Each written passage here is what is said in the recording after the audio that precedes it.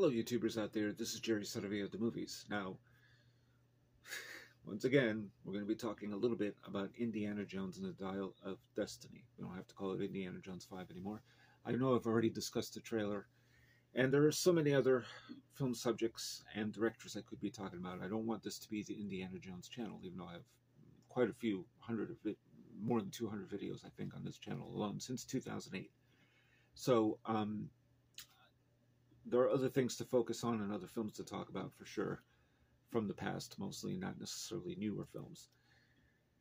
And this will probably be the last video I will do on the Dial of Destiny up until the movie comes out, because there's so many people talking about it. There's so much hate out there without anyone really having any idea about anything. But it's not even just that. It's just due to clarification from the director, James Mangold. I felt I had to do at least one more video to discuss a couple of things. And again, I have an admiration for all sorts of cinema out there and all sorts of directors, so it's not just Indiana Jones being my thing, of which lately has been a few videos on Indiana Jones. But, I mean, I have a real keen interest in Martin Scorsese, in Werner Herzog, in Francis Ford Coppola, Steven Soderbergh, Kurosawa, Ingmar Bergman. I mean, I've just seen so many different films throughout my life. But the main thing that I keep going back and addressing this somewhat is because in 1981, when I saw Raiders of the Lost Ark, it changed my life. And I did a video about this already, but my point being, it created much more of a keen interest for me in cinema. And already I had been introduced to other types of films, but it was after that, and particularly seeing the cinema then of, Louis Buñuel. This was mostly thanks to my parents who helped to introduce me to stuff. But Raiders sort of infused a love for cinema for me. So naturally, I have to talk about it. And I feel that, in some ways, I guess I have to be a little bit protective of it, even though, of course, criticism comes and goes with all the films, including this one, which even the film has not even been released yet, and everybody's already made up their minds about this movie. That's the world that we live in now. So, now, let's get to 2 points about the Dial of Destiny. So the first one is something I've been hearing over and over again from a few people, but mostly this rumor was addressed by Doomcock Overlord. This is a guy wearing an iron mask, seemingly from something straight out of a sword and sorcery tale, or maybe the Knights Templar, I don't know which. He's not to be taken seriously, but nonetheless, people do. So, the rumor is, and this is according to, I don't know who the hell's the IO9 sources, I don't know, I don't care. But basically, the film has to involve somehow time travel. I don't know for sure that's going to be the case. The trailer gave no indication of that whatsoever. First of all, the trailer shows young Indiana Jones from the 1940s, post Last Crusade. Presumably, I think it's set in the early 1940s. And still during World War II and all this stuff. And so it's a de-aged Harrison Ford. So it doesn't mean he's going back in time. The story starts with a flashback. This is according to Empire magazine, of which I've read some information on that. And it starts with that, and then segues to 1969. And that's where the rest of the movie, supposedly anyway, takes place.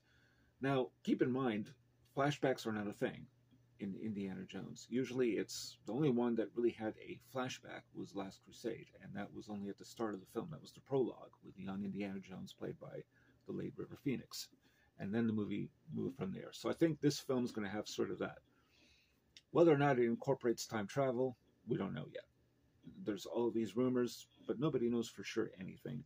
We don't even know the name of this particular MacGuffin or artifact, or if it's even an artifact. Who the hell knows what this thing is? It's sort of, I guess, a sundial or a dial of some kind. Who the hell knows? So let's be clear about that. Now, the big thing is this. Somebody on Twitter told James Mangold, who has a Twitter handle, says, Indiana Jones and the Dial of Destiny looks amazing, but if Indy dies and is erased from existence with Phoebe Waller-Bridge taking over, then you won't hear the end of it, sir. I hope that Doomcock dude is wrong. Just have Indy and Marion retire. This is tweeted by a user named Jonesy, 0091. So, via time travel, Indiana Jones will go back in time and erase himself. Tell me if you know the character of Indiana Jones at this point and how well developed he's been up to these 4 films, if he would do such a thing. Number one, making it so he would erase himself, making it so Waller-Bridge's character of Helena will have canonically completed all of Indy's adventures. The rumor goes so far as to say the film ends with scenes from the original 4 films, all of which now have Helena in them. I mean, that would be a parody for South Park or even The Simpsons, not for an actual Indiana Jones picture. If anyone really believes that that's where they're going to go with this and that Harrison Ford would sign off on it, okay. So, then another fan tweeted this theory to Mangold, and as a screenshot, who simply replied, Mangold, that is, not true. And he said, one more time, this is James Mangold now, the director of the movie, no one is taking over or replacing Indy or donning his hat, nor is he being erased through some contrivance. And he never was. No, not in any cut or script. But trolls will troll, and that's how they get their clicks. Then he says, please don't exhaust me pointing out how once in a while a troll is right. Even a blind squirrel finds a nut now and then. All one has to do is look at set photos and interviews, and you get enough info to make wild guesses about a movie plot. Now, for some reason, the writer of this, through Gizmodo.com, says, he writes in there, well, from this, we can infer that he refers to the fact that time travel is in fact part of the plot. No, there's no inference here about time travel that I saw, unless I'm missing something. And he says the difference between trolling a-holes and everyone else is they are trying to make money off your feelings about other films and cultural war politics. They push controversial guesses as coming from sources to gin up clicks. Let it go. Now, some of you might say, I'm doing these type of videos to get some clicks as well, but I'm not. I'm just voicing my opinion as I would about anything else on this channel. Turns out more people watch what I have to say about Indiana Jones than they do about any other movie. Like, for example, yesterday I saw talk about seeing different types of movies. In fact, I never heard of this one before. It's called a film called Fata Morgana, which has to do with what look like mirages, and that's what that phrase was. I wasn't aware of that, and this is a film by Werner Herzog, who I mentioned at the start of this video. So I'm probably going to do a video about this film. I already wrote a review of it, but that's a good way to put it. A lot of these trolls are using Fata Morganas. They just look like mirages of things that are just not really there. It's a mirage. It's not really there. It's not clear because you don't know. So,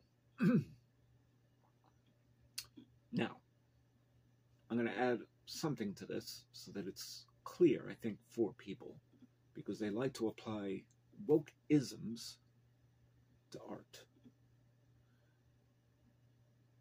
If the character of Helena in the movie becomes stronger than Indy and takes over, okay, but that's unlikely to be the case. I'm sure she's going to be a tough girl. I don't doubt it for a second. I don't think she's going to take much crap from people. I think it's going to be that type of character. I mean, why not? Because Marion was also tough. She fired a machine gun. Sure, Indy usually grabbed her and, snatched her out of every sort of danger she got into. And in the 4th film, she also managed to drive a Jeep, or actually not a Jeep, a duck, what they used to call duck vehicles, which means they could be driven in land or water. onto a rubber tree. All right, people have problems with that. That's fine. You know, but she was able to get out of a few scrapes without necessarily his help. There's nothing wrong with that. What people object to, and I understand, is if a woman says, I'm a woman, hear me roar, I can do better at this than you can. And rather than doing it with sarcasm and some sense of humor, because the character maybe has been treated by men like dirt for years, it's a way of driving forward a statement about women and their place in society. You don't need to, you can imply that. So I understand. I don't think that's going to be the case with Helena in this movie, but because it's played by Phoebe Waller-Bridge, who co-wrote the screenplay to No Time to Die, the James Bond movie where James Bond goes, to his grave. I haven't seen the movie, but so I can't comment on that. Or the fact that she appears in this show, which is hardly a feminist show, Fleabag, which is very good. Please watch that show. Nevertheless, if she has to incorporate that, then that would be, that's not good screenwriting. It's almost like if a man has to say, I'm a man, I can do everything better than you, you're a woman, you have your place there. That's not good screenwriting. Sure, I'm almost positive people do say things like that in real life, but in a film, you can imply, you can infer, you don't have to explicate everything. So that would be the objection that people have. But here they're trying to say, a woman can't be, she's not going to become Indiana Jones. And the director made it clear. So I don't know what more people need. Now, here's the other thing about Helena, and I think we'll leave it at this. John Williams, I saw a video where he, it was a few months ago, or not too terribly long ago, he gave a concert and he actually played the theme from Helena's theme from this movie. And before he did that, he introduced it and he said that she is a femme fatale. Now that was interesting, and I want to thank somebody on the Indiana Jones group on Facebook who brought up this point, because during the scene at the end of the trailer for Dial of Destiny, before Indy pulls out his whip against all these presumably gangster types in some sort of a bar or restaurant, whatever it was, he's standing next to Helena. And I thought about this while watching the trailer a few times, because I thought, well, everything is edited, so, you're not really seeing a full sequence of events or a full scene in a trailer. You just never do. They always chop it up. There's a guy who says, who is this man? And he says, I am her godfather. And he's standing right next to her. So she is his goddaughter. And then she says, well, we're mildly related. And then cut to him pulling out his whip and then, snapping it against these people. So presumably they were going to do some harm to perhaps Helena or both of them. Whatever the story is of this movie. But when he's doing that, Helena is off to the side. She's not still standing next to him. She's off to the side with them, with the gangsters. And this reminded me of the Crystal Skull, where in the opening scene in that Area 51 warehouse, Indiana Jones pulls out his rifle, or a rifle. He takes a rifle from one of the soldiers, I should say. It's not his own personal rifle, with the whip. Interestingly enough, he pulls out the whip, takes the rifle, points it at the Soviet, all these Soviet soldiers, and there's Irina Spalko. He's ready to, kill her. And they put their guns down, and then they raise them yet again, because now Ray Winstone's character, Mac, has his gun pointed at Indiana Jones. That's what that reminded me of, except it's taking it a lot further. So perhaps she might actually backstab Indy. She might be a double-crosser because she is a femme fatale. That's how John Williams described her.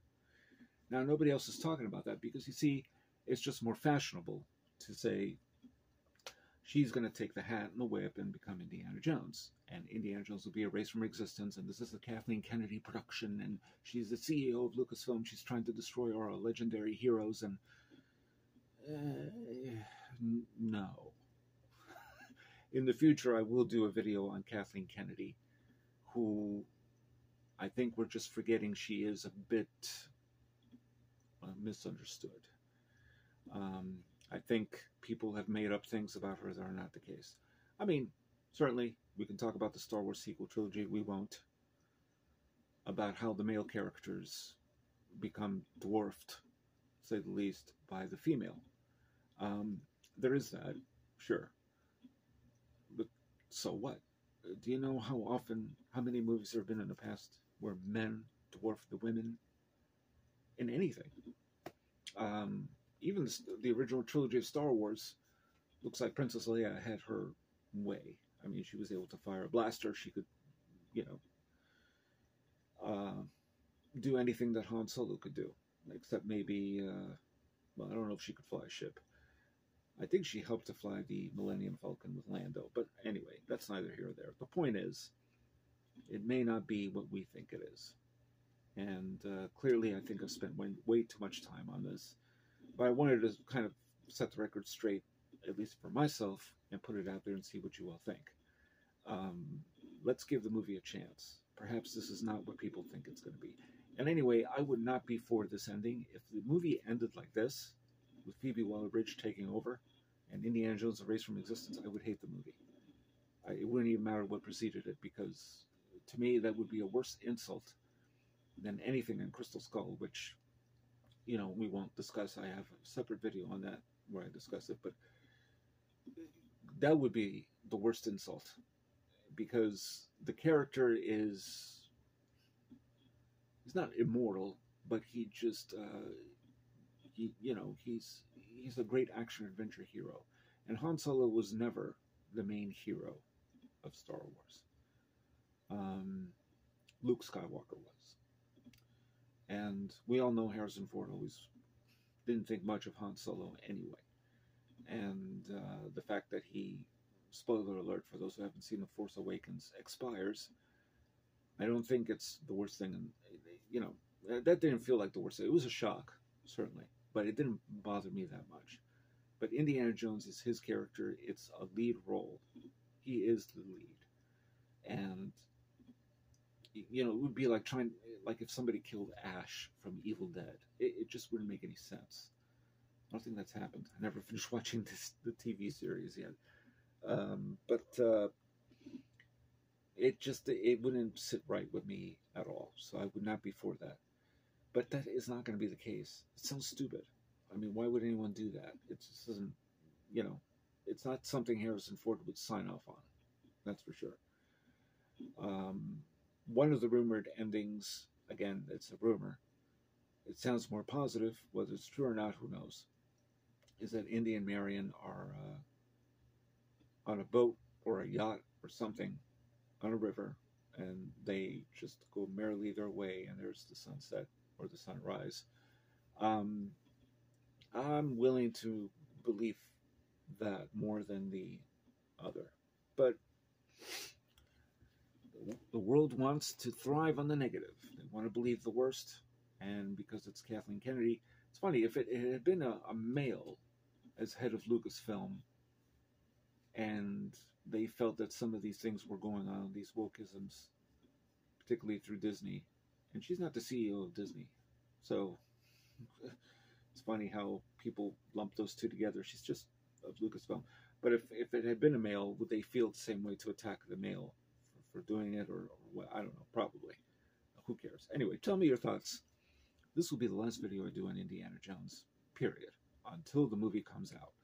Unless the second trailer has some revelations that I think are worth discussing, I'm going to stay away from Indiana Jones for the time being.